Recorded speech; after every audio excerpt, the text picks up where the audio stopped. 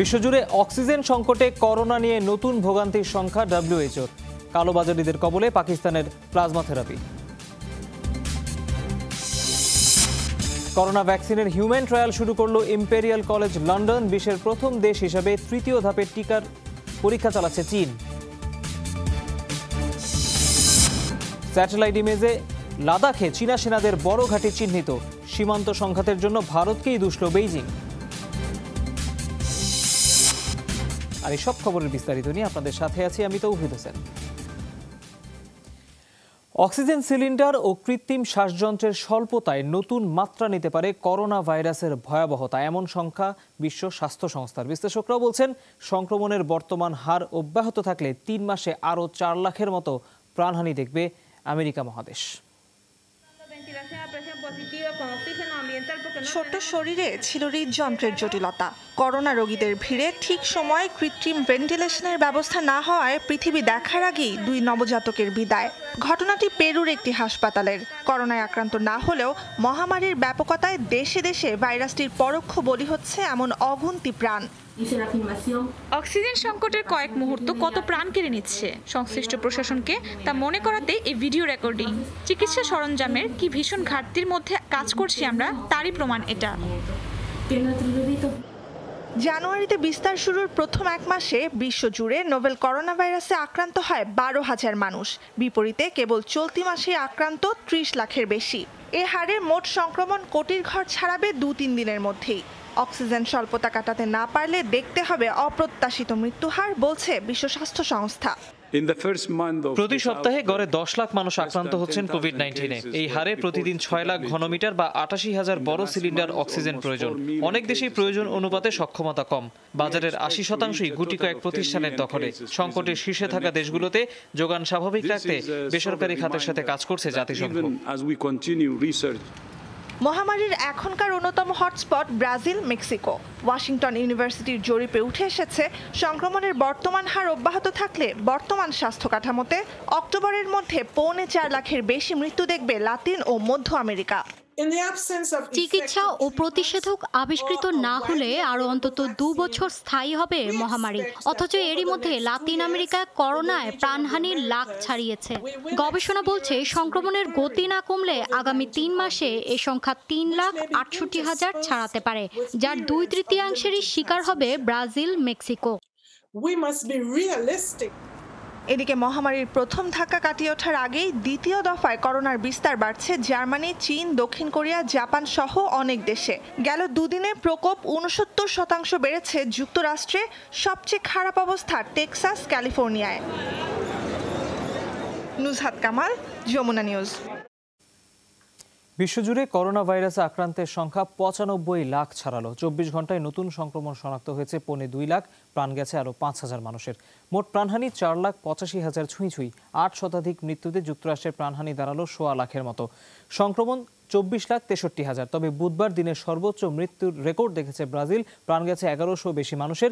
দেশটিতে মোট মৃত্যু প্রায় 54,000, আক্রান্ত 12 লাখের মতো। মেক্সিকোতে মারা গেছেন 950 মানুষ। মোট প্রাণহানি ছাড়িয়েছে 24,000, আক্রান্ত প্রায় 2 লাখ। মহামারীর 6 মাস পর পরিস্থিতি কিছুটা নিয়ন্ত্রণে এসেছে ইউরোপে।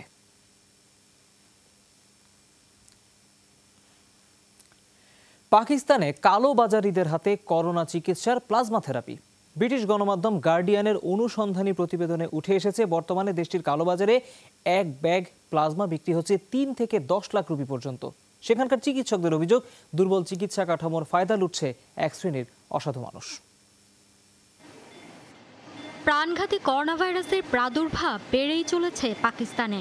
বাড়তি রোগীর চাপ, দুর্বল স্বাস্থ্য অবকাঠামো, স্বাস্থ্যকর্মীরা আক্রান্ত হওয়া সহ ভয়াবহ পরিস্থিতিতে দেশটি। এর মাঝেই সামনে এলো ন্যাক্কারজনক ঘটনা।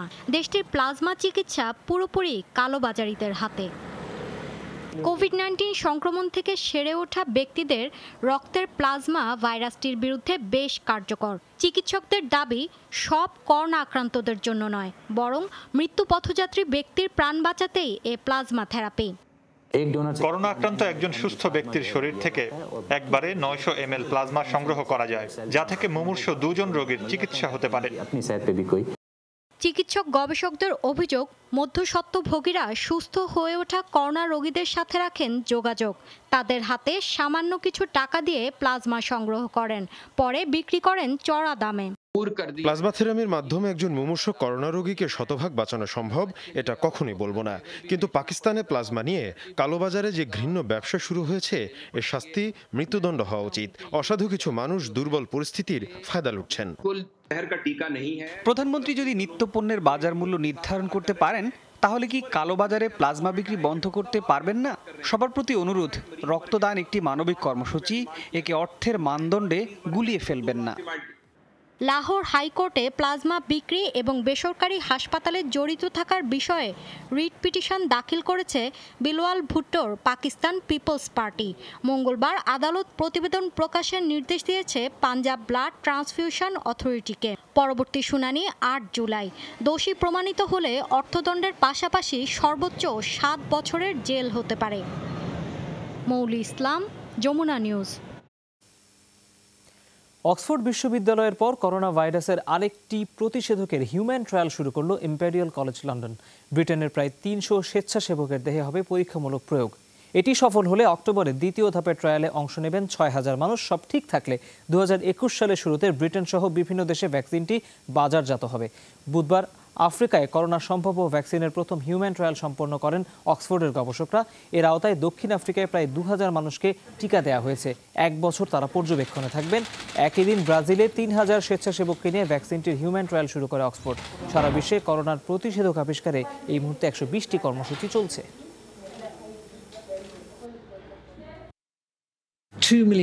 প্রতি লিটারে ২০ লাখ ডোজ ভ্যাকসিন তৈরির পথে রয়েছে আমরা। কাজেই এটির কার্যকারিতা প্রমাণ হলে সারা পৃথিবীতে এটি পৌঁছে দেওয়া খুব একটা কঠিন হবে না। এটি উৎপাদন বা মজুদে নতুন কারখানা বা গুদামও প্রয়োজন হবে না। এদিকে করোনা ভাইরাস প্রতিরোধে বিশ্বে প্রথম দেশ হিসেবে তৃতীয় ধাপে ভ্যাকসিনের পরীক্ষা চালাচ্ছে চীন। দেশে প্রয়োজনীয় সংখ্যক সংক্রমিত ব্যক্তি না থাকায় সংযুক্ত আরব আমিরাতে হচ্ছে চূড়ান্ত পরীক্ষা। তৃতীয় স্তরে একসাথে ২টি ভ্যাকসিনের পরীক্ষা করছে চীন। যে কোনো ভ্যাকসিনের তৃতীয় ধাপের পরীক্ষায় প্রয়োজন বিপুল সংখ্যক মানুষের ওপর প্রয়োগ। কার্যকর ফলাফল পেতে সাধারণত বেশি সংক্রমিত এলাকায় চালানো হয় এ ধরনের পরীক্ষা।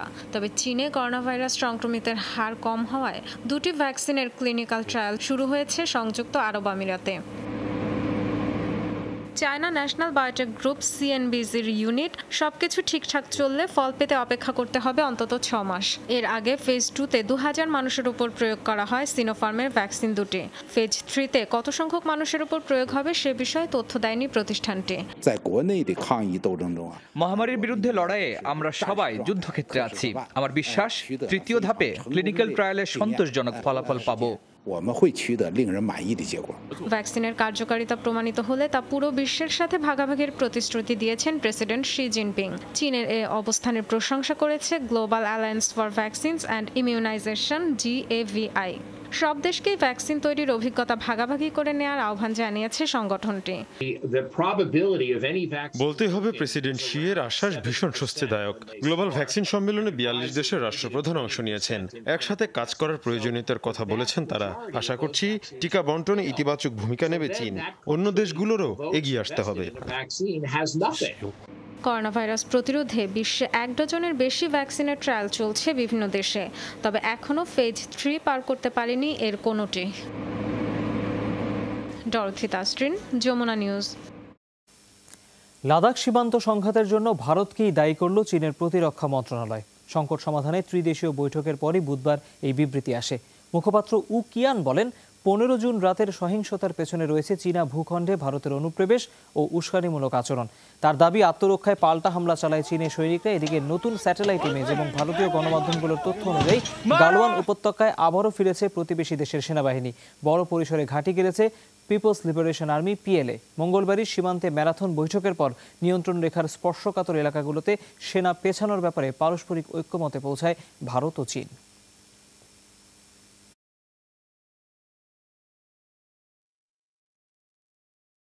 15 জুনের প্রাণঘাতী সংঘাতের পুরোপুরি দায় নিতে হবে ভারতকে, কারণ তারাই প্রতিশ্রুতি অমান্য করে প্রকৃত নিয়ন্ত্রণ রেখা লঙ্ঘন করেছে।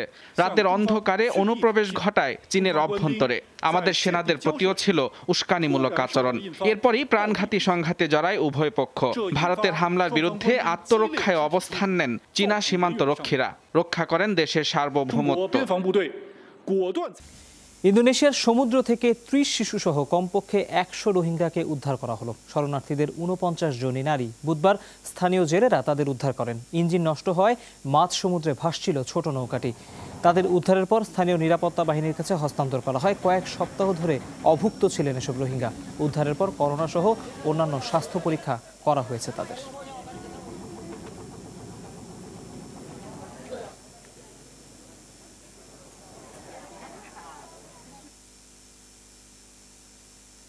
ফিলিস্তিনি ভূখণ্ডে দখলদারিত্ব থেকে ইসরায়েলকে সরে আসার আহ্বান জানালো জাতিসংঘ। বুধবার নিরাপত্তা পরিষদের ভার্চুয়াল বৈঠকে মহাসচিব বলেন, তাতে ভেস্তে যেতে পারে শান্তি প্রক্রিয়া। ফিলিস্তিনের দাবি, অপরাধের জন্য জবাবদিহিতার মুখোমুখি করা হোক ইসরায়েলকে। করোনা মহামারীর মধ্যেই নতুনভাবে পশ্চিম তীর ও জর্দান উপত্যকায় দখলদারিত্ব এবং আবাসন প্রকল্প বৃদ্ধির উদ্যোগ নিল ইসরায়েল। ঘোষণাটি ঘিরে এরই মধ্যে উত্তাল অঞ্চলটি। এমনকি সরকারের সিদ্ধান্তের বিরুদ্ধে প্রতিবাদ করছেন ইহুদিরাও। বুধবার নিরাপত্তা পরিষদের ভার্চুয়াল বৈঠকে এ পরিকল্পনার তীব্র নিন্দা জানায় জাতিসংঘ, যাকে সমর্থন জানায় আরব লীগ এবং অন্যান্য সদস্য দেশগুলো। গোটা বিশ্ব একটা সন্ধিক্ষণ পার করছে।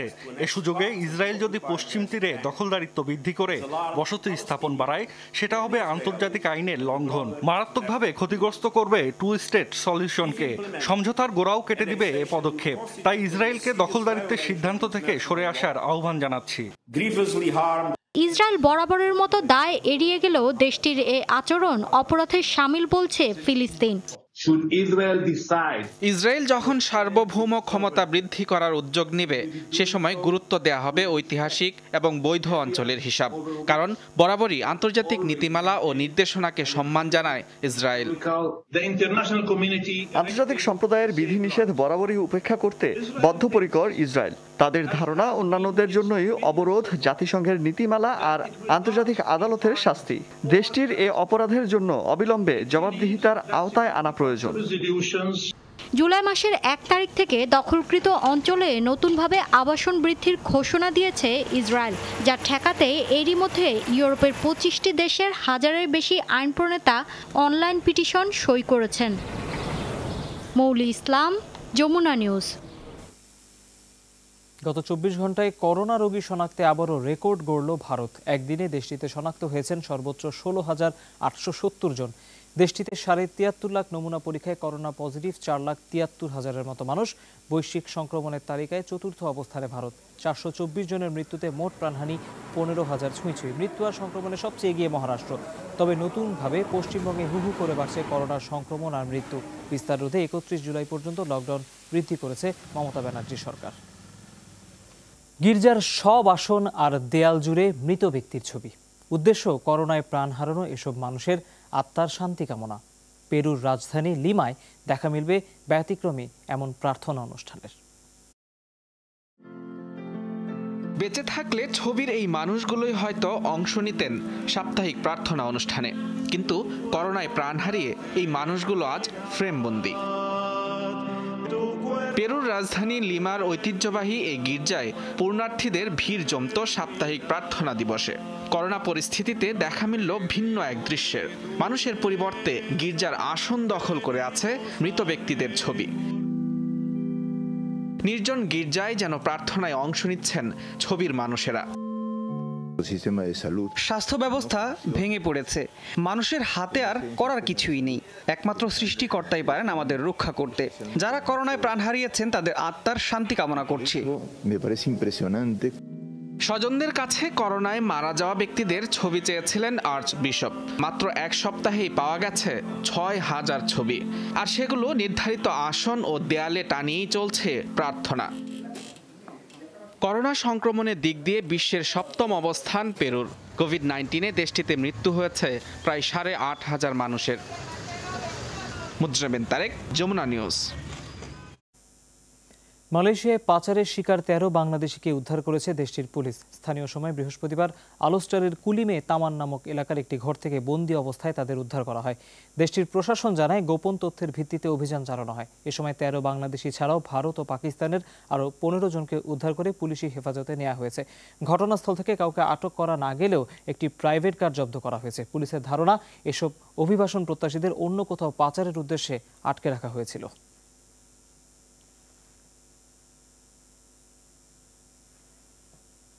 দর্শক, এই ছিল যমুনা আই ডেস্কের এখনকার আয়োজনে। এতক্ষণ যারা সাথে ছিলেন তাদের সবাইকে অনেক ধন্যবাদ।